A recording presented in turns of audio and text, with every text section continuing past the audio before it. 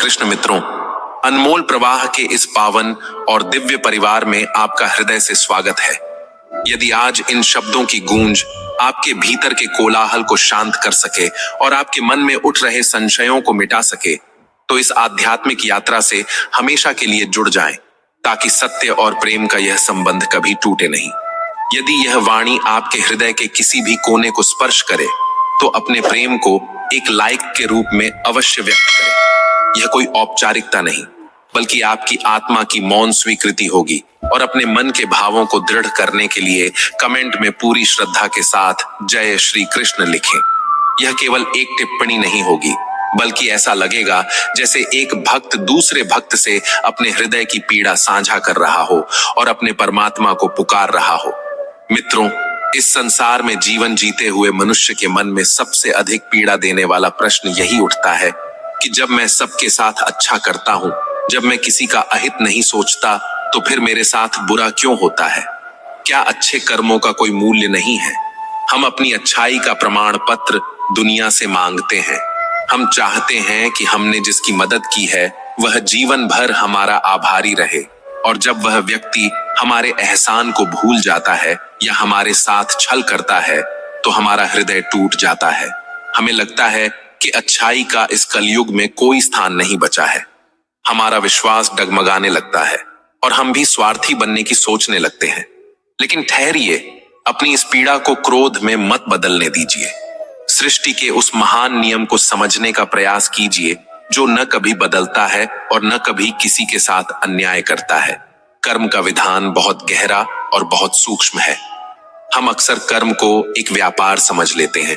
हम सोचते हैं कि मैंने आज एक बीज बोया है, तो कल सुबह मुझे उसका फल मिल जाना चाहिए, और वह फल उसी व्यक्ति से मिलना चाहिए जिसके लिए मैंने बीज बोया था। यही हमारी सबसे बड़ी अज्ञानता है।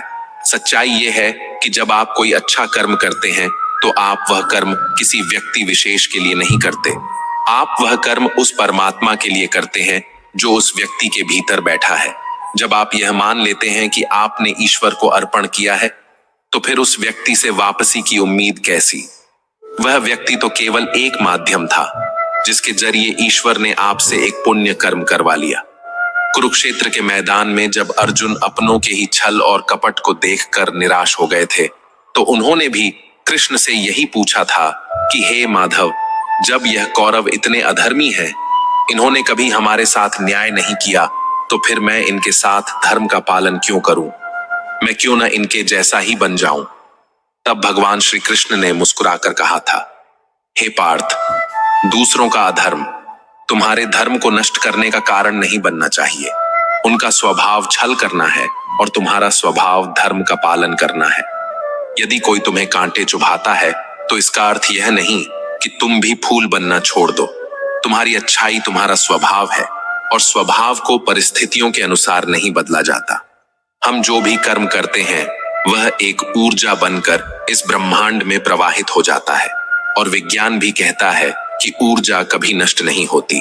आपके द्वारा किया गया एक छोटा सा अच्छा कर्म किसी को दी गई, एक छोटी सी मुस्कान किसी भूखे को कराया गया, भोजन किसी रोते हुए को दिया गया, सहारा, यह सब इस ब्रह्मांड के बही खाते में दर्ज हो जाता है। वह कर्म आपके पास वापस जरूर आएगा। यह ईश्वर का अटल नियम है, लेकिन वह कब वापस आएगा, किस रूप में वापस आएगा और किसके माध्यम से वापस आएगा, यह तय करने का अधिकार आपका नहीं है। यह उस परम नियंता का अधिकार है। शायद आपने किसी मित्र की बहुत मदद की हो और बुरे वक्त में उसने आपका फोन भी न उठाया हो। आपको लगता है कि आपका कर्म व्यर्थ हो गया। नहीं मित्र, वह कर्म व्यर्थ नहीं हुआ। उस कर्म ने आपके भीतर एक ऐसी ऊर्जा का निर्माण किया है जो सही समय आने पर आपकी ढाल बनेगी। हो सकता है कल को आप किसी ऐसी बड़ी मुसीबत में फंस जाएं जहां से निकलने का कोई रास्ता ना हो, और अचानक कोई अनजान व्यक्ति आकर आपकी मदद कर दे। कोई ऐसा व्यक्ति जिसे आप जानते तक नहीं। वह कौन है? वह आपका वही पुराना अच्छा कर्म है जो दिशा बदल कर आपके पास लौट आया है। ईश्वर का बैंक कभी दिवालिया नहीं होता। वहां आपके हर पुण्य का हिसाब ब्याज सहित रखा जाता है। अच्छे कर्म हमेशा भौतिक रूप में ही वापस नहीं आते। हम सोचते हैं कि मैंने दान दिया है तो मुझे बहुत सारा धन मिल जाना चाहिए। ईश्वर कर्म का फल धन से नहीं तौलता, वह फल उस रूप में देता है जो आपकी आत्मा के लिए सबसे श्रेष्ठ होता है। कभी कभी अच्छे कर्मों का फल एक गहरी शांति के रूप में वापस आता है, एक ऐसी शांति जो करोड़ों रुपये खर्च करके भी नहीं खरीदी जा सकती। जब दुनिया के बड़े बड़े धनवान रातों को नींद की गोलियां खाकर भी सो नहीं पाते, तब एक सच्चा और ईमानदार इंसान अपनी सूखी रोटी खाकर भी गहरी और मीठी नींद सोता है। यह मीठी नींद ही उसके अच्छे कर्मों का फल है। आपके अच्छे कर्म आपके जीवन में एक अदृश्य सुरक्षा चक्र बन जाते हैं। वे दुर्घटनाओं की दिशा मोड़ देते हैं। वे आने वाली भयंकर बीमारियों के प्रभाव को कम कर देते हैं। वे आपके बच्चों के जीवन में एक आशीर्वाद बनकर खड़े हो जाते हैं। माता पिता के किए गए पुण्य हमेशा उनकी संतान के मार्ग को सुगम बनाते हैं। आप जो आज बो रहे हैं, कल उसकी छांव में आपके अपने ही विश्राम करेंगे। इसीलिए यह मत सोचिए कि आपको कोई देख नहीं रहा, आपकी अच्छाई का कोई सम्मान नहीं कर रहा। वह जो ऊपर बैठा है, जिसकी हजारों आंखें हैं, वह सब देख रहा है। उसकी नजर से आपके द्वारा किया गया एक भी सत्कर्म छिप नहीं सकता। गीता में भगवान कहते हैं, नेहाभिक्रमणाशोस्ति प्रत्यवायो न विद्यते। इस कर्म योग में आरंभ का कभी नाश नहीं होता और इसका कोई उल्टा परिणाम भी नहीं होता। स्वल्पम्प्यस्य धर्मस्य त्रायते महतो भयात्। इस धर्म का थोड़ा सा भी आचरण मनुष्य को बड़े से बड़े भय से बचा लेता है। आपके द्वारा निस्वार्थ भाव से किया गया कर्म कभी भी शून्य नहीं हो सकता। वह एक बीज की तरह है जो मिट्टी में छिप जरूर गया है, लेकिन नष्ट नहीं हुआ है। सही समय आने पर वह अंकुरित होगा और उसमें इतने फल लगेंगे कि आप समेटते समेटते थक जाएंगे। लेकिन शर्त यह है कि कर्म निष्काम होना चाहिए। जब आप यह सोचकर किसी की मदद करते हैं कि कल यह मेरी मदद करेगा, तो वह कर्म नहीं रहता, वह एक सौदा बन जाता है और सौदे में नफा और नुकसान दोनों होते हैं। लेकिन जब आप बिना किसी अपेक्षा के केवल करुणावश किसी की सहायता करते हैं, तो वह कर्म पूजा बन जाता है और पूजा का फल कभी नुकसानदायक नहीं होता।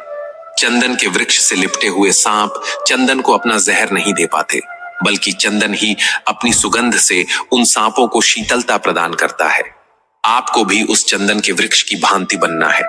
दुनिया की कृतज्ञता, दुनिया का धोखा, दुनिया का स्वार्थ आपके भीतर की मिठास को कम न कर सके। यही आपकी असली परीक्षा है। अक्सर अच्छे लोग जीवन में अधिक कष्ट पाते हैं और ये देखकर सामान्य मनुष्य का मन विचलित हो जाता है।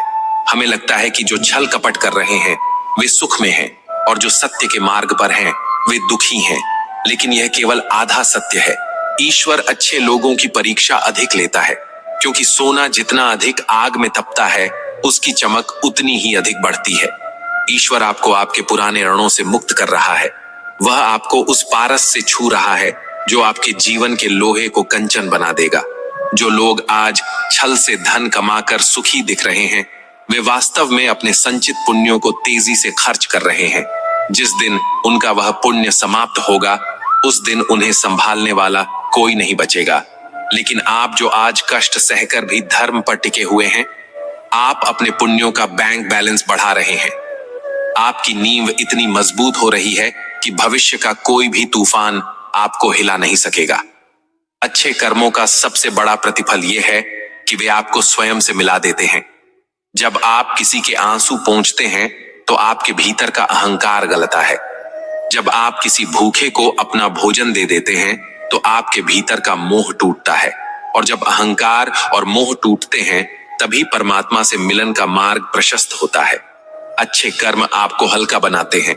वे आपके मन के आकाश को साफ करते हैं, ताकि उसमें ईश्वर का प्रकाश प्रवेश कर सके। आप अकेले नहीं हैं। इस संसार के कोलाहल में जब आपको लगे कि कोई आपको नहीं समझ रहा, तो बस अपनी आंखें बंद कर लेना और अपने भीतर के उस साक्षी को महसूस करना। वह देख रहा है, वह समझ रहा है और वह मुस्कुरा रहा है। आपकी अच्छाई पर उसे गर्व है। इसलिए कभी भी अपने अच्छे स्वभाव को मत छोड़ना। चाहे दुनिया कितनी भी कठोर क्यों ना हो जाए, तुम अपनी कोमलता मत खोना। फूल का स्वभाव है खुशबू देना। चाहे उसे मंदिर में भगवान के चरणों में रखा जाए या किसी के पैरों तले कुचल दिया जाए, वह अपनी खुशबू देना नहीं छोड़ता। तुम्हें भी उस फूल की तरह बनना है। कर्म करते जाओ, नदी की तरह बहते जाओ। रास्ते में जो भी प्यासा मिले उसकी प्यास बुझाते जाओ और यह मत सोचो कि वह तुम्हें धन्यवाद देगा या नहीं। तुम्हारी मंजिल सागर है, तुम्हें उस परम सागर में विलीन होना है। तुम्हारे एक एक कर्म की गूंज उस परमात्मा के दरबार में पहुंच रही है। सब कुछ वापस आता है। गहराई से विश्वास करो कि तुमने जो भी प्रेम बांटा है वह प्रेम 1000 गुना होकर तुम्हारे पास लौटेगा। तुमने जो भी दुआएं दी हैं वे दुआएं तुम्हारे लिए रक्षा कवच बनेंगी। अंधेरा चाहे कितना भी घना क्यों ना हो, एक छोटे से दीपक की लौ उस पूरे अंधेरे को चीरने के लिए काफी होती है। तुम वह दीपक हो, अपने कर्मों की लौ को कभी बुझने मत देना। आंधियां आएंगी, तुम्हें डराएंगी, लेकिन तुम्हारा काम है जलते रहना और इस संसार को रोशन करते रहना। यही तुम्हारा धर्म है, यही तुम्हारी नियति है। ईश्वर तुम्हारे साथ है, वह तुम्हारा सारथी है। रथ की लगाम उसके हाथों में है। तुम्हारी विजय निश्चित है, तुम्हारा कल्याण निश्चित है। बस चलते रहो, रुकना मत। हम अक्सर इस भ्रम में रहते हैं कि हमारे द्वारा किया गया हर अच्छा काम तुरंत एक पुरस्कार लेकर आएगा। हम एक हाथ से देते हैं और दूसरे हाथ से लेने की प्रतीक्षा करते हैं। यह हमारी व्यावसायिक बुद्धि है जो कर्म के क्षेत्र में भी लाभ और हानि खोजती है। लेकिन ईश्वर का गणित हमारे गणित से बहुत अलग है। वहां कर्म एक बीज है और उसका फल एक पूरी फसल है। जब एक किसान खेत में बीज बोता है तो वह अगले ही दिन फसल काटने नहीं पहुंच जाता। वह जानता है कि बीज को मिट्टी के अंधेरे में गलना होगा, उसे अपना स्वरूप मिटाना होगा, तभी उसमें से एक नया अंकुर फूटेगा। आपके अच्छे कर्मों को भी कभी कभी समय की मिट्टी में छिपना पड़ता है। लोग उन्हें भूल जाते हैं। आपको लगता है कि आपकी अच्छाई व्यर्थ गई, लेकिन प्रकृति के गर्भ में वह अच्छाई आकार ले रही होती है और जब वह वापस लौटती है तो वह इतना विशाल वट वृक्ष बन चुकी होती है कि उसकी छांव में आपकी कई पीढ़ियां विश्राम कर सकती हैं। याद रखना, अच्छे कर्म कभी भी सीधे रास्ते से वापस नहीं आते, वे अदृश्य मार्गों से यात्रा करते हैं। आपने शायद किसी अनजान की राह में पड़े कांटे हटाए हों और आप भूल गए हों, लेकिन सालों बाद जब आपका बच्चा किसी भयंकर दुर्घटना से बाल बाल बच जाता है तो आप उसे चमत्कार मानते हैं। वह चमत्कार नहीं है, वह आपके द्वारा हटाया गया वही कांटा है जो ईश्वर ने आपके बच्चे के रास्ते से हटा दिया। यह ब्रह्मांड एक बहुत बड़ा दर्पण है। यहाँ जो कुछ भी आप फेंकते हैं वही परावर्तित होकर आपके पास लौटता है। अगर आप नफरत फेंकेंगे तो नफरत की आंधी आएगी, और अगर आप प्रेम का एक छोटा सा कंकड़ भी इस सरोवर में फेंकेंगे तो उसकी लहरें आपके जीवन के हर किनारे को छू लेंगी। जब कुरुक्षेत्र में अर्जुन इस बात से भयभीत थे कि युद्ध के इस भयानक कर्म का परिणाम क्या होगा, तब श्री कृष्ण ने उन्हें कर्म की उस सूक्ष्म गति का ज्ञान दिया था जो साधारण मनुष्य की समझ से परे है। उन्होंने कहा था कि जब कर्म अहंकार से शून्य होकर केवल धर्म की रक्षा के लिए किया जाता है तो उस कर्म का कोई पाप नहीं लगता। और जब तुम किसी के साथ भलाई करते हो और यह भूल जाते हो कि तुमने भलाई की है, तब वह भलाई सीधे परमात्मा के खाते में जमा हो जाती है।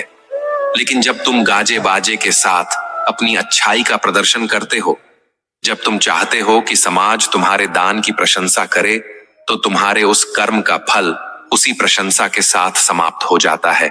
फिर ईश्वर से कुछ मांगने का तुम्हारा अधिकार खत्म हो जाता है। गुप्त रूप से किया गया एक छोटा सा सत्कर्म दिखावे के लिए किए गए करोड़ों के दान से अधिक शक्तिशाली होता है। तुम्हें लगता है कि तुमने उस व्यक्ति का भला किया और उसने तुम्हें धोखा दिया। तुम्हें लगता है कि तुम हार गए और वह जीत गया, लेकिन आध्यात्मिक दृष्टि से देखो तो हार तुम्हारी नहीं, उसकी हुई है। उसने एक ऐसा इंसान खो दिया जो उसके लिए कुछ भी कर सकता था। और तुमने क्या खोया? केवल एक ऐसा इंसान जो स्वार्थी था। तुम्हारा कर्म तो तुम्हारे साथ है, तुम्हारी अच्छाई तो तुम्हारे भीतर है। धोखा खाकर भी अगर तुमने अपनी अच्छाई नहीं छोड़ी, अगर तुम्हारे हृदय में करुणा नहीं मरी, तो तुम इस संसार के सबसे बड़े विजेता हो। ईश्वर तुम्हारे उस धैर्य को देख रहा है। वह देख रहा है कि इतने आघात सहने के बाद भी मेरा यह बच्चा पत्थर नहीं बना। यह आज भी मोम की तरह कोमल है, और इस कोमलता की रक्षा करना अब उस परमात्मा का दायित्व बन जाता है। तुम्हारे अच्छे कर्म तुम्हारे लिए एक ऐसा सुरक्षा चक्र बनाते हैं जिसे दुनिया की कोई भी नकारात्मक शक्ति भेद नहीं सकती।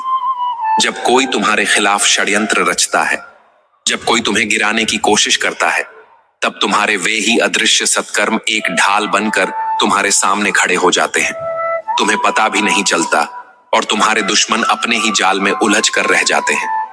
तुम सोचते हो कि यह तुम्हारी चतुराई है, नहीं, यह तुम्हारी चतुराई नहीं, यह तुम्हारे उन आंसुओं का फल है जो तुमने किसी के दर्द को देखकर बहाए थे। यह तुम्हारे उस मौन का फल है जब तुमने अपमान सहकर भी किसी को पलटकर जवाब नहीं दिया था। प्रकृति तुम्हारा हिसाब रख रही है और प्रकृति का न्याय इतना सटीक होता है कि उसमें किसी गवाह या वकील की आवश्यकता नहीं पड़ती। एक बहुत बड़ा सत्य जिसे हम अक्सर नजरअंदाज कर देते हैं वह यह है कि अच्छे कर्मों का सबसे पहला और सबसे बड़ा फल तुम्हारे अपने ही मन को मिलता है। जब तुम किसी की निस्वार्थ भाव से सहायता करते हो तो तुम्हारे भीतर जो एक असीम शांति उतरती है, जो एक सुकून का एहसास होता है, क्या वह दुनिया की किसी भी दौलत से खरीदा जा सकता है? एक लालची और कपटी इंसान चाहे महलों में सो जाए, लेकिन उसके मन में हमेशा एक खौफ बना रहता है। उसे हर पल यह डर सताता है कि कोई उसका धन न छीन ले, कोई उसकी असलियत न जान ले। लेकिन एक अच्छा इंसान जिसने जीवन भर ईमानदारी का रास्ता चुना है, वह बेखौफ जीता है। उसकी आंखें किसी से भी मिलने से नहीं कतराती, उसका मस्तक हमेशा गर्व से ऊंचा रहता है। यह निडरता, यह आत्मबल अच्छे कर्मों का ही तो तत्काल प्रतिफल है। हम अक्सर कहते हैं कि बुराई बहुत तेजी से फैलती है और अच्छाई को अपना स्थान बनाने में बहुत संघर्ष करना पड़ता है। यह सच है, लेकिन यह भी सच है कि बुराई की जड़ें बहुत उथली होती हैं।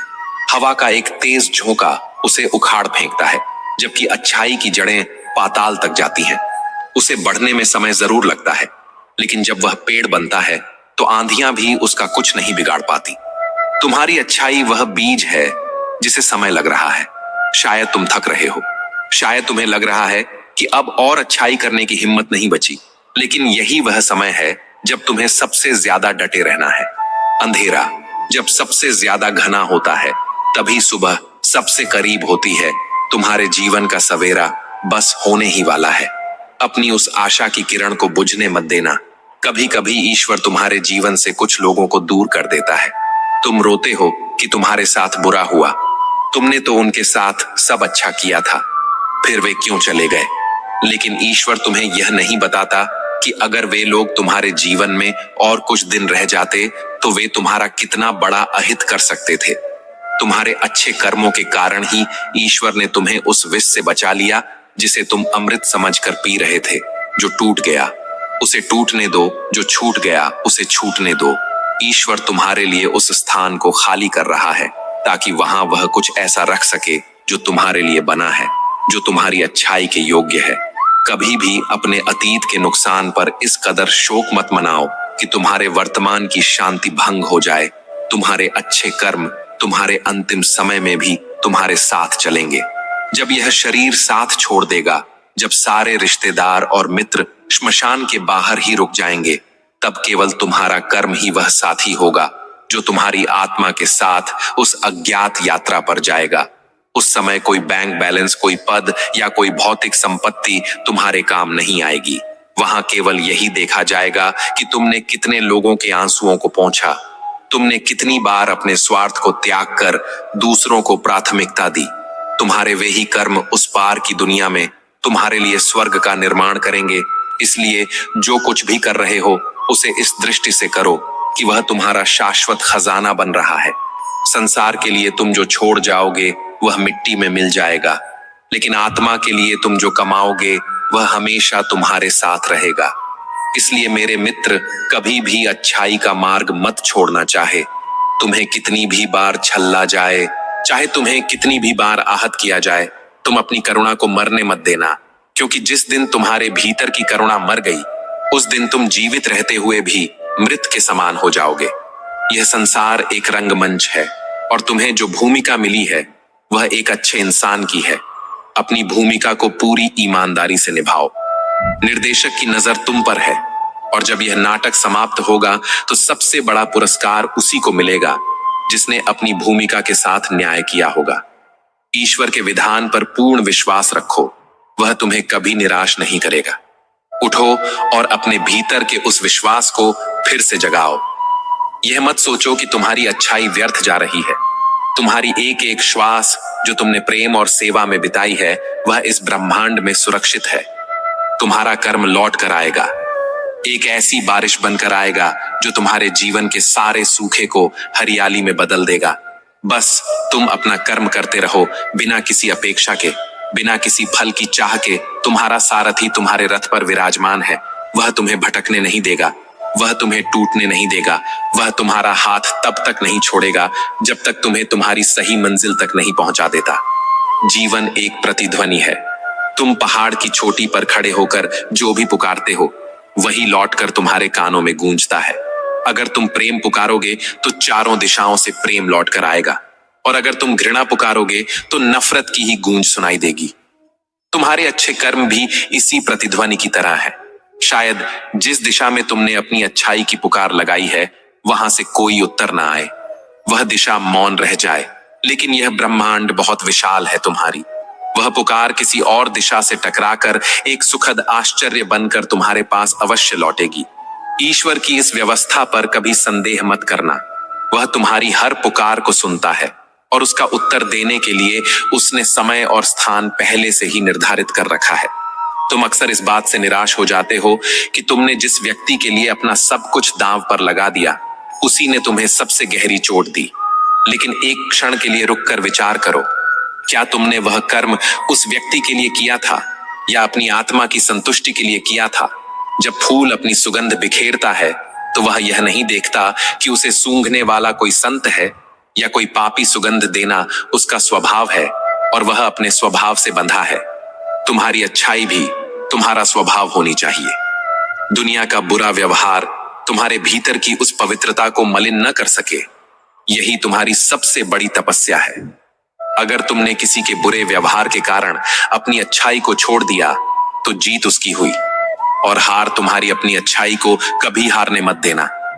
जब कुरुक्षेत्र में अर्जुन इस बात को लेकर व्यथित थे कि जिन लोगों के साथ उन्होंने जीवन भर प्रेम किया, वही आज रक्त के प्यासे क्यों हो गए हैं, तब भगवान श्री कृष्ण ने उन्हें जीवन का एक बहुत गहरा सूत्र दिया था। उन्होंने कहा था कि हे अर्जुन, संसार में हर व्यक्ति अपने अपने संस्कारों और अपने अपने प्रारब्ध के अधीन है।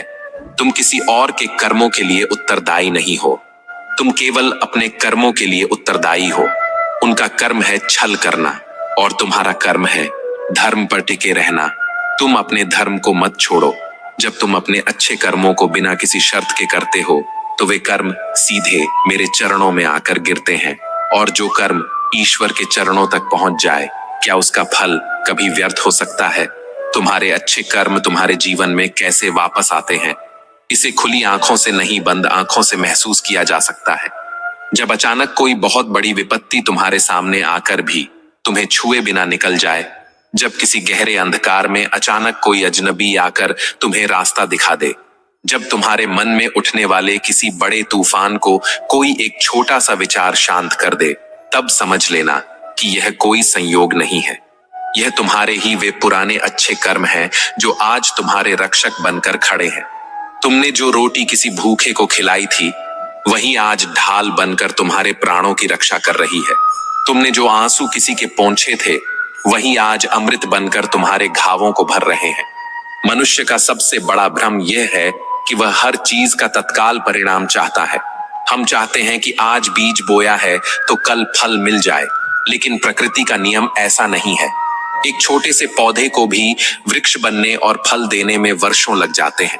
तुम्हारे अच्छे कर्म तो उस वट वृक्ष के बीज हैं जिन्हें फलित होने में समय लगता है, लेकिन जब वे फलित होते हैं तो वे केवल तुम्हें ही नहीं, तुम्हारी आने वाली पीढ़ियों को भी अपनी शीतलता और मीठे फलों से तृप्त कर देते हैं। अक्सर तुम देखते हो कि कोई व्यक्ति बिना किसी विशेष प्रयास के जीवन में बहुत सफल और सुखी है। तुम्हें लगता है कि उसकी किस्मत बहुत अच्छी है, लेकिन वह किस्मत कुछ और नहीं, उसके पूर्वजों के या उसके अपने ही पूर्व जन्मों के वे संचित अच्छे कर्म हैं जो आज उसके जीवन में सुखों की बारिश कर रहे हैं। इसलिए धैर्य रखो, तुम्हारा बोया हुआ एक भी बीज मिट्टी में व्यर्थ नहीं जाएगा। अच्छे कर्मों का सबसे बड़ा पुरस्कार कोई भौतिक वस्तु नहीं है। दुनिया का सारा धन, सारी संपदा और सारे पद उस एक क्षण की शांति के सामने तुच्छ है जो किसी की निस्वार्थ सेवा करने के बाद मन में उतरती है। जब तुम किसी के काम आते हो और वह व्यक्ति तुम्हारी आंखों में आंखें डालकर एक मूक धन्यवाद देता है, तो उस क्षण तुम्हारे भीतर जो असीम आनंद का झरना फूटता है, वही तुम्हारे कर्म का सबसे बड़ा प्रतिफल है। वह आनंद तुम्हें यह याद दिलाता है कि तुम केवल हाड़ मांस का पुतला नहीं हो, तुम उस परमात्मा के अंश हो जिसका स्वभाव ही प्रेम और करुणा है।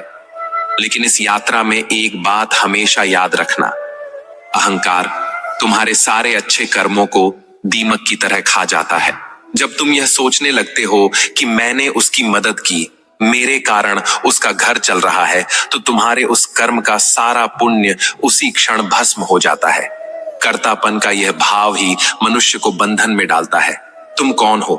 किसी की मदद करने वाले, देने वाला तो वह ईश्वर है। तुम तो केवल एक डाकिया हो।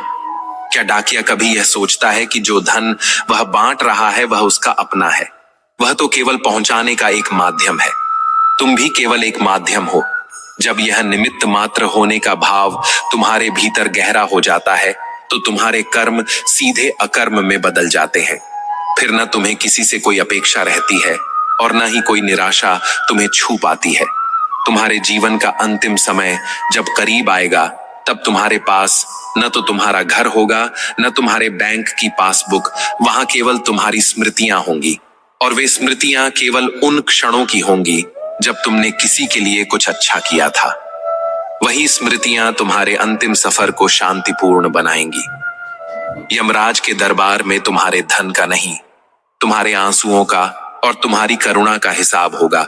वहां वही सिक्के चलेंगे जो तुमने इस दुनिया में प्रेम और दया के रूप में बांटे हैं। इसलिए अपने उस पारलौकिक खाते को समृद्ध करो। जो कुछ भी तुम्हारे पास है उसे दोनों हाथों से बांटो। ज्ञान है तो ज्ञान बांटो, धन है तो धन बांटो, और अगर कुछ भी नहीं है तो कम से कम एक मीठी मुस्कान और 2 मीठे शब्द तो बांट ही सकते हो।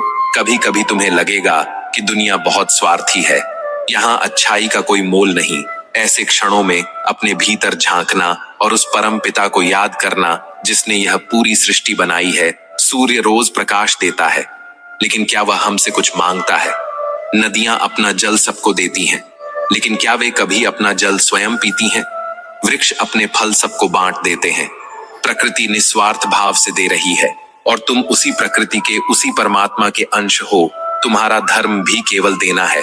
देने में जो आनंद है वह लेने में कभी नहीं हो सकता। राजा हमेशा देता है और भिखारी हमेशा मांगता है। अपने आप को उस परमात्मा का राजकुमार मानो और एक राजा की तरह इस संसार को अपना प्रेम लुटाओ। अब अपने मन के सारे संशयों को मिटा दो। इस बात की चिंता करना छोड़ दो कि तुम्हें तुम्हारे अच्छे कर्मों का फल कब मिलेगा। तुम्हारा काम केवल कर्म करना है। हिसाब रखने के लिए वह चित्रगुप्त बैठा है। उसकी कलम कभी नहीं रुकती और उसकी स्याही कभी सूखती नहीं। तुमने जो भी नेकी की है वह उस महान ग्रंथ में स्वर्ण अक्षरों में लिखी जा रही है। जब समय आएगा तो वह तुम्हें इतना देगा कि तुम्हारी झोली छोटी पड़ जाएगी। बस तुम अपनी उस झोली को विश्वास के धागों से सिलकर मजबूत रखो, ताकि जब उसकी कृपा बरसे तो वह झोली फट न जाए। उठो और एक नई ऊर्जा के साथ अपने जीवन के पथ पर आगे बढ़ो। तुम्हें किसी के प्रमाण पत्र की आवश्यकता नहीं है। तुम्हारी आत्मा जानती है कि तुम सत्य के मार्ग पर हो, और जहां सत्य है वहीं ईश्वर है। कठिनाइयां आएंगी, वे तुम्हें परखने के लिए हैं। वे तुम्हें यह देखने के लिए आती हैं कि क्या तुम सच में अपने धर्म पर अडिग हो या तुम्हारी अच्छाई केवल एक दिखावा थी। उन परीक्षाओं में खरे उतरो, अपने भीतर की करुणा को बहने दो। इस संसार को तुम्हारे प्रेम की बहुत आवश्यकता है। तुम वह दीपक हो जिसे ईश्वर ने इस घने अंधकार में रोशनी फैलाने के लिए जलाया है। जलते रहो, मुस्कुराते रहो और बिना थके, बिना रुके अपना कर्म करते रहो। विजय तुम्हारी ही होगी, क्योंकि स्वयं त्रिलोकीनाथ तुम्हारे सारथी हैं। रथ की लगाम उनके हाथों में है। अब तुम्हें किस बात की चिंता? जय श्री राधे कृष्ण। जब मन में उलझने बहुत बढ़ जाएं और रास्ते दिखाई न दें, तब अपने भीतर उतरना सीखो। बाहरी शोर हमें अक्सर विचलित करता है, पर भीतर की शांति वह सत्य दिखाती है जिससे तुम भागते रहते हो। आत्मा कभी गलत नहीं बोलती, बस तुम्हें उसकी धीमी आवाज सुननी होती है। निर्णय वही सही होता है जिसे दिल से सुनकर मन शांत हो जाए। श्री कृष्ण कहते हैं, कभी कभी जीवन तुम्हारे हाथों से वही चीज छीन लेता है जिसे पकड़कर हम खुद को सुरक्षित समझते थे। ऐसे क्षण में यह विश्वास रखना कि जो छूट गया है वह तुम्हें कुछ सिखाने आया था। जब दिल दुखी हो और आंखें भीग जाएं, तब आंसू बहाने देने में संकोच मत करो। आंसू कमजोरी नहीं, आत्मा की भाषा है। वे वह कह देते हैं जिसे शब्द नहीं कह पाते। जो दिल रोकर हल्का होता है वही सच्ची मुस्कान दे पाता है। दर्द बोझ नहीं, जीवन का प्रमाण है कि तुम अभी भी इंसान हो और तुम्हारा दिल अब भी जीवित है। श्री कृष्ण कहते हैं, कभी कभी चुप रहना सबसे बड़ा उत्तर होता है। दुनिया को तुम्हारे शब्द नहीं, तुम्हारी ऊर्जा समझनी होती है। जो व्यक्ति हर बात पर प्रतिक्रिया करने की जगह हर स्थिति को समझने लगता है, वह धीरे धीरे इतना मजबूत हो जाता है कि कोई उसे आसानी से हिला नहीं सकता। शांत मन सबसे बड़ी शक्ति है और शांत व्यक्ति सबसे बड़ी जीत। जब तुम्हें लगे कि दुनिया बहुत आगे निकल गई है और तुम पीछे छूट गए हो, तब अपने भीतर उस आग को याद करना जो तुम्हें कभी चलाती थी। ये आग बुझी नहीं है, बस राख की तरह दब गई है। एक छोटी सी चिंगारी ही दिशा बदलने के लिए काफी होती है। तुम्हारी शुरुआत छोटी हो सकती है, पर उसका प्रभाव बहुत बड़ा हो सकता है। श्री कृष्ण कहते हैं, किसी के जाने से जीवन खत्म नहीं होता, बल्कि जीवन का नया अध्याय शुरू होता है। रिश्तों का अर्थ यह नहीं कि वे हमेशा रहें, बल्कि यह है कि वे तुम्हें कुछ ऐसा दे जाएं जिसकी वजह से तुम बदल जाओ। जाने वाले लोग खालीपन छोड़ जाते हैं, लेकिन वही खालीपन एक दिन तुम्हारी ताकत बन जाता है, क्योंकि तुम सीख जाते हो कि भरोसा खुद पर करना सबसे सुरक्षित है। श्री कृष्ण कहते हैं, जब रास्ते कठिन हो जाएं और मंजिल दूर लगे, तब थोड़ा थमकर अपनी सांसों को महसूस करना। तुम्हारा जीवित होना ही प्रमाण है कि तुम असंभव से भी बड़ी शक्ति हो। कोई भी साधारण व्यक्ति कठिन रास्तों का चुनाव नहीं करता। कठिन रास्ते उन्हीं के लिए बनते हैं जिनमें असाधारण बनने की क्षमता होती है। तुम वही हो, बस खुद को पहचानना बाकी है। अगर जीवन तुमसे धीरे चलने को कहे तो उसे दुर्भाग्य मत समझना। धीमी चाल कभी कभी तुम्हें उन नजारों तक ले जाती है जिन्हें तेजी में लोग नजरअंदाज कर देते हैं। तेज चलना लक्ष्य तक पहुंचा सकता है, पर धैर्य से चलना आत्मा तक पहुंचा देता है। गति मायने नहीं रखती, दिशा महत्वपूर्ण है। श्री कृष्ण कहते हैं, जब कोई तुम्हें कम आंके, तब उसकी बातों को अपनी कीमत मत बनने देना। लोग तुम्हें अपनी समझ के अनुसार देखते हैं, न कि तुम्हारी सच्चाई के अनुसार। तुम्हारा मूल्य किसी के शब्दों से नहीं घटता, बल्कि तुम्हारे आत्मविश्वास से बढ़ता है। याद रखना, तुम्हें सबसे बेहतर पता है कि तुम कौन हो, क्या सह चुके हो और क्या बन रहे हो। कभी कभी सबसे सुंदर पल वही होता है जब तुम खुद को वह माफी दे देते हो जिसकी प्रतीक्षा तुम दूसरों से कर रहे थे। माफ करना दूसरों को नहीं बदलता, बल्कि तुम्हारे भीतर का बोझ कम कर देता है। स्वयं को माफ करना आत्मा को स्वतंत्र कर देता है और जीवन को नए रंगों में देखने की शक्ति देता है। श्री कृष्ण कहते हैं, हर सुबह तुम्हें दो विकल्प मिलते हैं, या तो वही बनो जो कल थे, या वह बनो जिसकी तुमने हमेशा कल्पना की। अंतर सिर्फ एक निर्णय का होता है। अपने सपनों को छोटा मत समझो, वे तुम्हारे भीतर इसलिए हैं क्योंकि तुम उनके योग्य हो। हर दिन एक नया पन्ना है जिसे तुम अपनी इच्छा से भर सकते हो। कभी कभी जीवन एक अजीब सवाल के सामने खड़ा कर देता है। ऐसा लगता है कि हम हर वह काम कर रहे हैं जो हमें करना चाहिए, मेहनत भी हो रही है, नियत भी साफ है, और जानबूझकर किसी गलत रास्ते पर कदम भी नहीं रख रहे हैं। फिर भी हालत हमेशा साथ नहीं देते जैसा उम्मीद की जाती है। प्रयास चल रहा होता है, लेकिन परिणाम कहीं दूर खड़ा दिखाई देता है। यहीं से मन में एक उलझन जन्म लेती है। क्या कहीं हमारी कोशिशों में ही कोई कमी रह गई है, या फिर यह सब किसी और कारण से हो रहा है?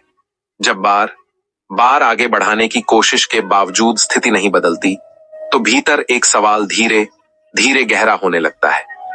अगर सब कुछ सही है, तो जीवन आगे क्यों नहीं बढ़ रहा? अक्सर ऐसे समय में हम भगवान की ओर देखते हैं, मन ही मन पूछते हैं कि क्या हमारी तैयारी अभी अधूरी है, या फिर ईश्वर की कृपा आने में समय लग रहा है। यह सवाल शिकायत नहीं होता, बल्कि थकान और असमंजस से जन्म लेता है। क्योंकि इंसान तब टूटता नहीं बल्कि उलझता है जब उसे अपने प्रयास और परिणाम के बीच कोई संबंध दिखाई नहीं देता। इस बातचीत में हम इसी उलझन को समझने की कोशिश करेंगे। भगवान की देरी को दोष देने के लिए नहीं, बल्कि यह जानने के लिए कि उस देरी के भीतर क्या छिपा होता है। क्या हर देरी केवल रुकावट होती है, या कभी कभी वह हमें किसी गहरे सत्य की ओर ले जा रही होती है। आज की चर्चा इसी प्रश्न के इर्द गिर्द घूमेगी, जहां हम यह समझने का प्रयास करेंगे कि सही रास्ते पर होने के बावजूद जीवन के रुक जाने का अर्थ वास्तव में क्या है। मित्रों, हम एक ऐसे समय में जी रहे हैं जहां धैर्य सबसे कमजोर होता जा रहा है। हमारी आदत बन चुकी है कि हर चीज तुरंत मिल जाए। मेहनत की शुरुआत होते ही हम परिणाम की प्रतीक्षा करने लगते हैं। जैसे ही थोड़ा विलंब होता है, हमें लगता है कि कुछ गलत हो रहा है। यही अधीरता आज के जीवन का सबसे बड़ा तनाव बन गई है। आज पैसा जल्दी चाहिए, पहचान जल्दी चाहिए और समाधान तो तुरंत चाहिए। इंतजार अब हमें बोझ लगता है। लेकिन समस्या यह नहीं है कि हम परिणाम चाहते हैं। समस्या यह है कि हम प्रक्रिया को सहन नहीं कर पाते। हम उस रास्ते को देखना ही नहीं चाहते जिससे होकर मंजिल तक पहुंचा जाता है। हमें केवल अंत चाहिए, बीच का सफर नहीं। यहीं पर इंसान और भगवान के देखने का अंतर सामने आता है। हम परिणाम देखते हैं क्योंकि वही हमें दिखाई देता है। भगवान प्रक्रिया देखते हैं क्योंकि वही हमें बनाती है। हम सोचते हैं कि अगर परिणाम देर से मिला तो शायद प्रयास व्यर्थ था, लेकिन भगवान के लिए देर व्यर्थ नहीं होती, वह तैयारी का समय होती है। हम अक्सर यह मान लेते हैं कि समय हमारे हिसाब से चले। अगर मेहनत आज की है तो फल भी आज ही मिलना चाहिए। लेकिन जीवन किसी मशीन की तरह नहीं चलता। कुछ चीजों को समय चाहिए होता है और उस समय में केवल परिस्थितियां नहीं बदलती, बल्कि इंसान भी बदलता है। भगवान उस बदलाव को प्राथमिकता देते हैं। भगवान जल्दी में इसलिए काम नहीं करते क्योंकि वे अधूरे परिणाम नहीं देते।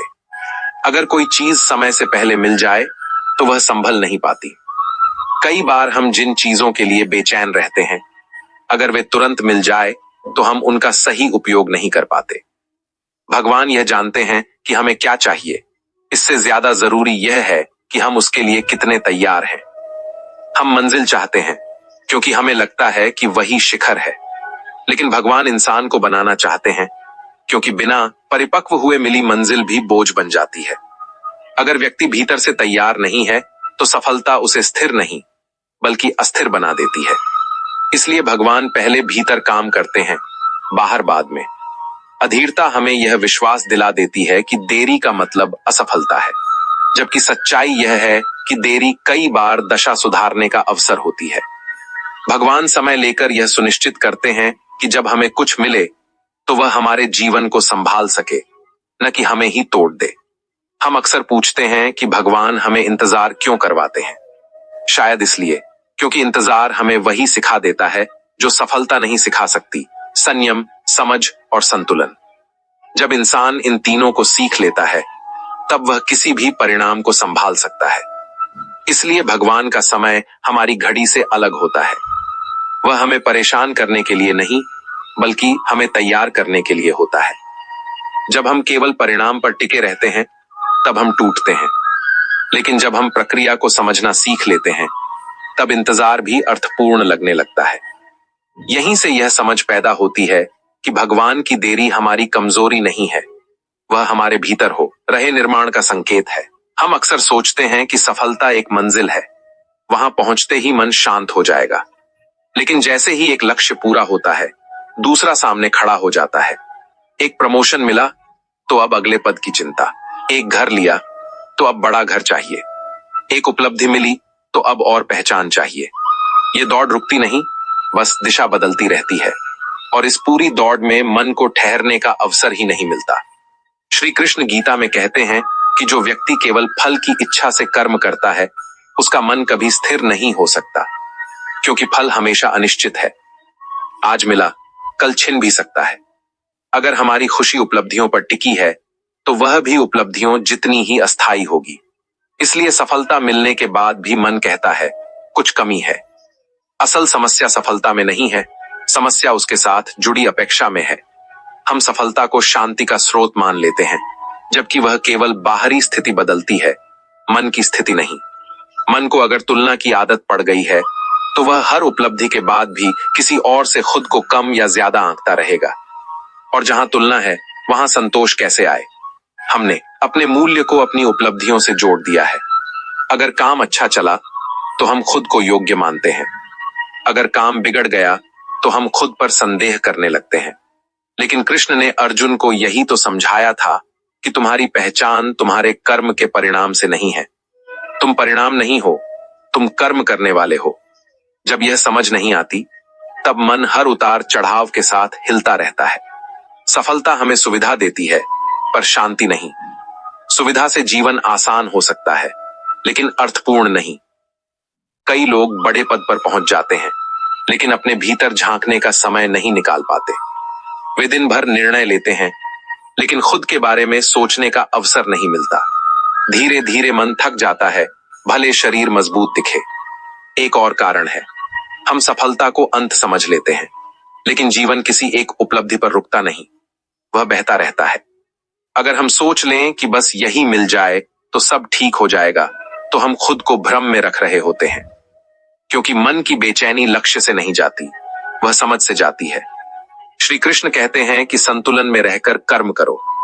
इसका अर्थ यह नहीं कि सफलता छोड़ दो। इसका अर्थ यह है कि सफलता को अपने मन का मालिक मत बनाओ। जब सफलता आपके आत्मसम्मान का एकमात्र आधार बन जाती है तब उसका दबाव आपको भीतर से खोखला करने लगता है। कई लोग इसलिए भी असंतुष्ट रहते हैं क्योंकि उन्होंने वह हासिल कर लिया जो समाज ने उनसे अपेक्षित किया था, लेकिन वह नहीं पाया जो उनके मन ने चाहा था। उन्होंने सुरक्षित रास्ता चुना पर संतोष का रास्ता नहीं। और जीवन जब सुरक्षित तो हो जाता है लेकिन अर्थपूर्ण नहीं होता तब खालीपन जन्म लेता है। हमने जीवन को उपलब्धियों की सूची बना दिया है लेकिन जीवन एक यात्रा है। अगर इस यात्रा में आनंद नहीं है तो मंजिल भी अधूरी लगेगी। सफलता तब तक संदेश नहीं दे सकती जब तक मन यह नहीं समझ लेता कि वह साधन है, साध्य नहीं। इसलिए जब रात के सन्नाटे में मन पूछता है मैं खुश क्यों नहीं हूं, तो शायद वह हमसे यह पूछ रहा होता है कि क्या हमने सफलता को सही स्थान दिया है? क्या हमने अपने भीतर के संतुलन को उतना ही महत्व दिया है जितना बाहरी उपलब्धियों को? यही वह मोड़ है जहां से समझ शुरू होती है। सफलता गलत नहीं है, लेकिन अगर वह हमारी पहचान बन जाए तो भीतर का मन धीरे धीरे मौन हो जाता है। और जब मन मौन हो जाता है तब बाहर की तालियां भी शांति नहीं दे पाती। जब मन यह स्वीकार करने लगता है कि सफलता के बाद भी शांति नहीं मिली, तब एक दूसरा प्रश्न उठता है, आखिर ऐसा हुआ कब? हम खुद से इतनी दूर कैसे हो गए कि अपनी ही भावनाएं अनजान लगने लगी? ये दूरी अचानक नहीं बनती, ये धीरे धीरे बहुत चुपचाप बनती है। और हमें पता भी नहीं चलता कि कब हमने अपने भीतर की आवाज को सुनना बंद कर दिया। बचपन में हम सहज थे, हमें जो अच्छा लगता था वही करते थे। खुशी के लिए किसी प्रमाण पत्र की जरूरत नहीं होती थी। खेलते समय हम पूरी तरह इस पल में होते थे। लेकिन जैसे जैसे बड़े हुए हमें समझाया गया कि हर काम का एक परिणाम होना चाहिए। धीरे धीरे हमने वर्तमान की सहजता छोड़कर भविष्य की चिंता पकड़ ली। हमने महसूस करने से ज्यादा सोचने की आदत डाल ली। मित्रों, यहीं से दूरी शुरू होती है। जब हम बार बार अपने मन की इच्छा को दबाते हैं और दूसरों की अपेक्षाओं को प्राथमिकता देते हैं, तब मन धीरे धीरे चुप हो जाता है। पहले वह विरोध करता है, फिर समझौता करता है और अंत में मौन हो जाता है। बाहर से हम परिपक्व दिखते हैं, भीतर से अधूरे महसूस करने लगते हैं। कृष्ण ने गीता में अर्जुन से कहा था कि अपने स्वभाव के अनुसार जीना ही श्रेष्ठ है। लेकिन हमने अपने स्वभाव को ही पहचानना छोड़ दिया। हमने यह तय करना शुरू कर दिया कि क्या करना सुरक्षित है, क्या करना समझदारी है और क्या करना दूसरों को प्रभावित करेगा। पर हमने यह कम सोचा कि क्या करने से मन संतुष्ट होगा। धीरे धीरे हम भूमिकाओं का बोझ बन जाते हैं। घर में अलग व्यक्तित्व, काम पर अलग, समाज में अलग। इन सब भूमिकाओं के बीच हमारा असली स्वरूप कहीं दब जाता है। हम इतने व्यस्त हो जाते हैं निभाने में कि हम भूल जाते हैं कि हम हैं कौन। क्या आपने कभी ध्यान दिया है कि सबसे ज्यादा शोर दिन में नहीं, सबसे ज्यादा शोर रात के सन्नाटे में होता है। जब बाहर की आवाज बंद हो जाती है तब भीतर की आवाज बोलना शुरू करती है। रात के सन्नाटे में जब सब सो जाते हैं और मोबाइल की स्क्रीन भी बंद हो जाती है, तब कई लोग चुपचाप छत को देखते रहते हैं। बाहर से सब ठीक है, नौकरी है, पैसा है, परिवार है, लोग सम्मान करते हैं। दिन भर व्यस्तता रहती है, काम रहता है, बातचीत रहती है। लेकिन जैसे ही रात आती है और अकेलापन सामने बैठ जाता है, तब भीतर कुछ हिलता है। एक ऐसा खालीपन है जिसे शब्द नहीं मिलते। क्या आपने कभी यह महसूस किया है कि जीवन चल तो रहा है, लेकिन जिया नहीं जा रहा? सुबह उठते हैं, काम पर जाते हैं, जिम्मेदारियां निभाते हैं, लक्ष्य पूरे करते हैं, लोगों की उम्मीदों पर खरे उतरते हैं। सब कुछ व्यवस्थित है, लेकिन फिर भी भीतर कहीं एक सूना सा स्थान है, जैसे कुछ छूट गया हो। और तब एक सवाल धीरे से उठता है, मैं खुश क्यों नहीं हूं? मित्रों, यही वह क्षण है जहां से हमारी असली यात्रा शुरू होती है। क्योंकि जब तक इंसान यह सवाल नहीं पूछता, तब तक वह केवल परिस्थितियों को बदलने की कोशिश करता है, खुद को नहीं समझता। हम अक्सर सोचते हैं कि शायद हमें और पैसा चाहिए, और सफलता चाहिए, और पहचान चाहिए। लेकिन क्या सच में समस्या कमी है, या समस्या यह है कि हमने जीवन को केवल बाहर से सजाया है, भीतर से नहीं समझा? महाभारत की युद्ध भूमि में अर्जुन के पास सब कुछ था, पराक्रम था, कौशल था, सम्मान था। लेकिन युद्ध के ठीक पहले उनका मन डगमगा गया, हाथ कांपने लगे, दृष्टि धुंधली हो गई। उन्होंने श्री कृष्ण से कहा, मेरा मन विचलित हो रहा है। बाहर शक्ति थी, भीतर संतुलन नहीं था। और वहीं से भगवद गीता का ज्ञान शुरू हुआ। श्री कृष्ण ने अर्जुन से कहा कि मनुष्य बाहर की वस्तुओं में सुख खोजता है, पर सच्चा आनंद भीतर के संतुलन में है। यह वाक्य केवल युद्ध भूमि के लिए नहीं था, यह हर उस व्यक्ति के लिए है जो बाहर से सफल है पर भीतर से अस्थिर है। जब मन का संतुलन बिगड़ जाता है, तब कोई भी उपलब्धि स्थायी सुख नहीं दे सकती। हमने जीवन बनाना तो सीख लिया, डिग्री, नौकरी, घर, प्रतिष्ठा, लेकिन हमने मन को संभालना नहीं सीखा। हमने अपने भीतर झांकना बंद कर दिया। हमने अपने तनाव को उपलब्धि के नाम पर छिपा दिया। हमने अपनी बेचैनी को व्यस्तता से ढक दिया, और धीरे धीरे हम खुद से दूर होते गए। खालीपन अभाव से नहीं आता, कई बार वह अति से आता है। बहुत सारी जिम्मेदारियां, बहुत सारे लक्ष्य, बहुत सारी अपेक्षाएं, और इन सब के बीच कहीं हमारा अपना मन छूट जाता है। हम दूसरों के लिए जीते जी खुद के लिए जीना भूल जाते हैं। कृष्ण बांसुरी बजाते हैं। बांसुरी में स्वर इसलिए है क्योंकि वह भीतर से खाली है। अगर वह भरी होती तो संगीत नहीं निकलता। यह प्रतीक है कि जीवन को इतना मत भर दो कि उसमें अनुभव की जगह ही न बचे। अगर हर क्षण केवल लक्ष्य से भरा रहेगा तो आनंद कहां से आएगा? आज हम उस खालीपन की बात कर रहे हैं जो अभाव से नहीं, भ्रम से पैदा होता है। भ्रम यह है कि सुख बाहर है। भ्रम यह है कि जब सब कुछ मिल जाएगा तब शांति अपने आप आ जाएगी। लेकिन शांति कोई परिणाम नहीं है, वह अभ्यास है, वह मन का प्रशिक्षण है। ये यात्रा बाहरी उपलब्धियों को छोड़ने की नहीं है, ये उन्हें सही स्थान देने की है। ये समझने की है कि सफलता अच्छी है, लेकिन संतुलन के बिना अधूरी है। ये जानने की है कि अगर भीतर शांति नहीं है तो बाहर की हर चमक फीकी लगने लगेगी। तो इस प्रश्न के साथ आगे बढ़ते हैं, क्या सच में हमें और चाहिए, या हमें खुद से मिलने का समय चाहिए? यही प्रश्न हमें श्री कृष्ण के ज्ञान की ओर ले जाता है, और शायद वही हमें उस खालीपन का उत्तर देगा जो कई रातों से हमारे भीतर चुपचाप बैठा है। हमारी पूरी जिंदगी एक शब्द के इर्द गिर्द घूमती रहती है, सफलता। बचपन से हमें सिखाया जाता है, आगे बढ़ो, सबसे आगे रहो, पीछे मत रहो, अच्छे अंक लो, अच्छी नौकरी पाओ, घर बनाओ, नाम कमाओ। हमें यह तो बार बार बताया गया कि जीवन में कुछ बनना है, लेकिन यह कभी नहीं सिखाया गया कि भीतर से कैसा बनना है। यही कारण है कि जब बाहर सब कुछ ठीक दिखता है, तब भी भीतर कहीं असंतोष बना रहता है। श्रीकृष्ण म्हणतात, जो आपल्या मनाला जिंकतो तोच या जगात प्रत्येक गोष्टीवर विजय मिळवू शकतो। पण मन जिंकणे हे सर्वात कठीण कार्य आहे। ते वाऱ्यासारखे चंचल आहे, त्याला पकडले जाऊ शकत नाही, त्याला रोखले जाऊ शकत नाही, त्याला केवळ नियंत्रित केले जाऊ शकते। श्रीकृष्ण समजावून सांगतात की ज्याप्रमाणे एखादा जंगली घोडा लगामेशिवाय धावत राहिला तर तो आपल्या स्वाराला खाली पाडू शकतो, त्याचप्रमाणे मन नियंत्रणात नसेल तर ते मनुष्याला पतनाकडे घेऊन जाते. पण ज्याप्रमाणे एक कुशल घोडेस्वार घोड्याचा लगाम खेचून त्याला आपल्या दिशेने चालण्यास भाग पाडतो, त्याचप्रमाणे मनुष्याने आपल्या मनाचा लगाम आवळला पाहिजे. श्रीकृष्ण म्हणतात, मन जिंकण्याचा पहिला नियम आहे, त्याला भटकू देऊ नका. मनुष्याची सर्वात मोठी समस्या ही आहे की त्याचे मन नेहमी भूतकाळात किंवा भविष्यकाळात भटकत राहते. कधी ते भूतकाळातील आठवणींमध्ये हरवून जाते, तर कधी भविष्याच्या चिंतेत विरघळत राहते. पण जी व्यक्ती आपले मन वर्तमानात स्थिर करते, तिलाच शांती आणि शक्ती प्राप्त होते. श्रीकृष्ण समजावून सांगतात, बघा, जसा एखादा शेतकरी जर आपल्या जमिनीला जंगली गवताने भरू दिले तर त्यात कधीही धान्य उगू शकत नाही. त्याला वेळोवेळी शेत साफ करावे लागते, चांगली बियाणे पेरावी लागतात, पाणी द्यावे लागते. त्याचप्रमाणे मनालाही नकारात्मक विचारांपासून मुक्त करणे आवश्यक आहे. तेव्हाच त्यात ज्ञान, शांती आणि आत्मविश्वासाचा अंकुर फुटू शकतो. श्रीकृष्ण म्हणतात, मनावर ताबा ठेवण्याचा दुसरा नियम आहे, त्याला शिस्तीत ठेवणे. जी व्यक्ती आपले मन शिस्तीत ठेवत नाही, ती स्वतःच आपल्या सर्वात मोठ्या शत्रूच्या रूपात उभी राहते. बघा, जशी एखादी नदी किनाऱ्यांनी बांधलेली असेल तर ती शांत राहते आणि आपल्या मार्गात जे काही येते त्याला सिंचन करते.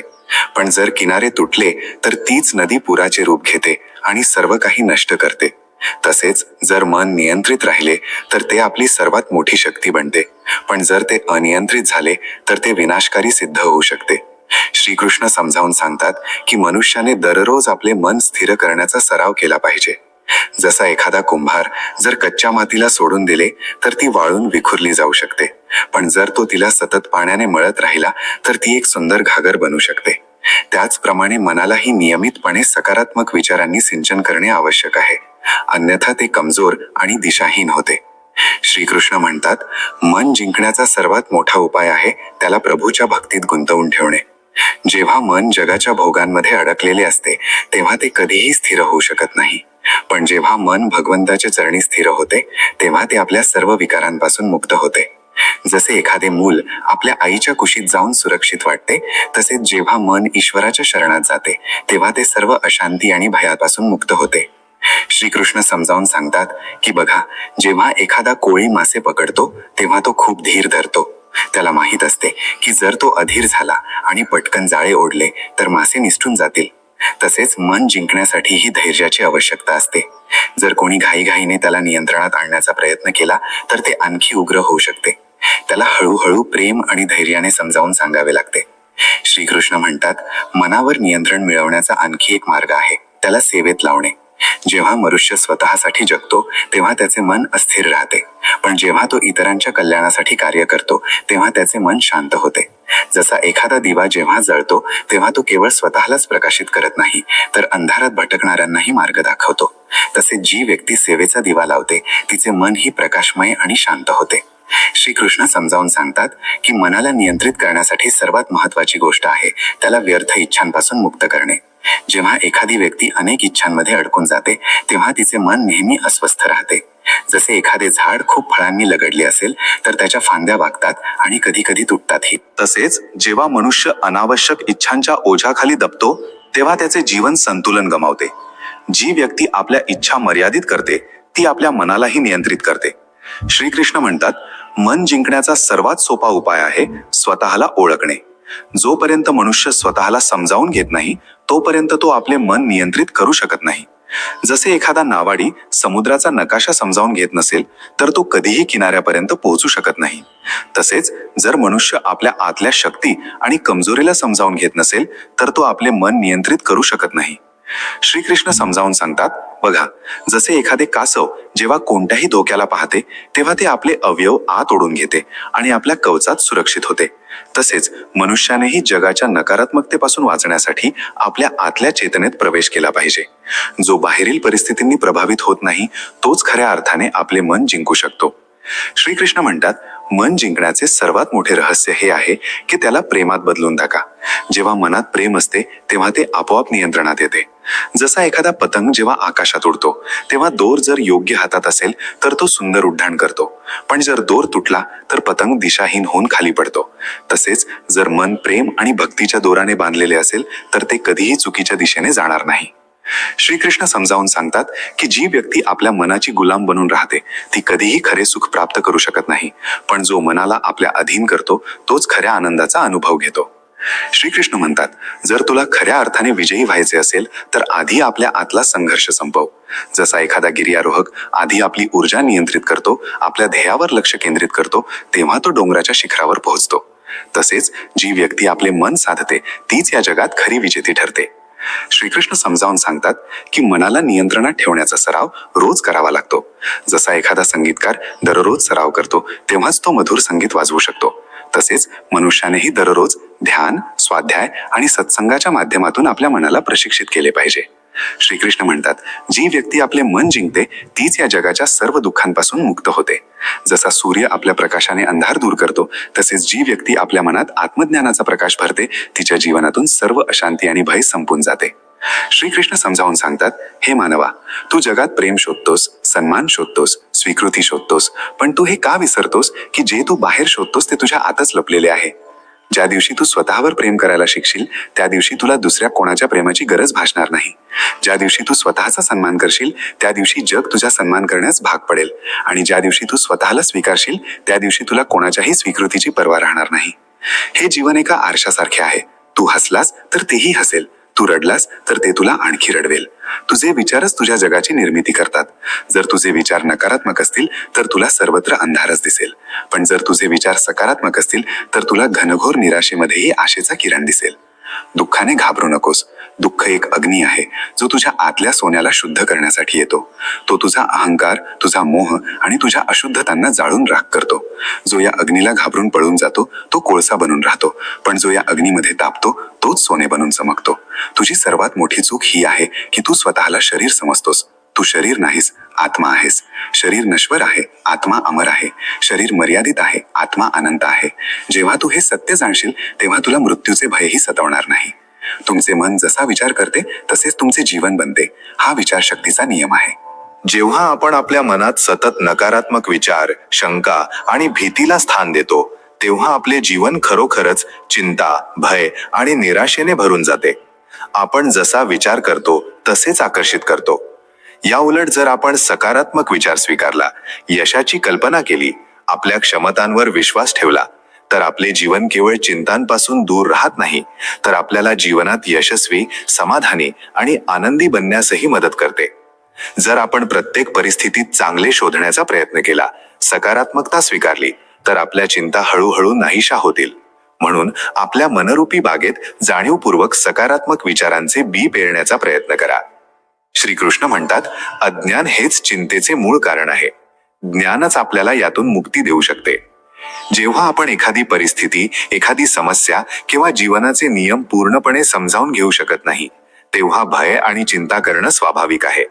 अज्ञान आपल्याला गोंधळात टाकते आणि असुरक्षित वाटते. पण जर आपण ज्ञानाकडे लक्ष दिले, आत्मज्ञान, सांसारिक ज्ञान, परिस्थितीचे योग्य ज्ञान आणि आपल्या आत समज आणि विवेक विकसित केला तर आपण कोणत्याही परिस्थितीला अधिक स्पष्टतेने आणि आत्मविश्वासाने सामोरे जाऊ शकतो. श्रीकृष्णाचा हा उपदेश आपल्याला हे सांगतो की सतत शिकत राहणे, ज्ञान मिळवणे आणि आपली समज वाढवणे हेच चिंता आणि भयापासून मुक्ती मिळवण्याचा सर्वात प्रभावी आणि कायमस्वरूपी उपाय आहे. छोट्या छोट्या सुखांना जगायला शिका. जीवनात मोठी ध्येय साध्य करण्याची महत्वाकांक्षा आणि तिच्या चिंतेत आपण अनेकदा आपल्या आजूबाजूला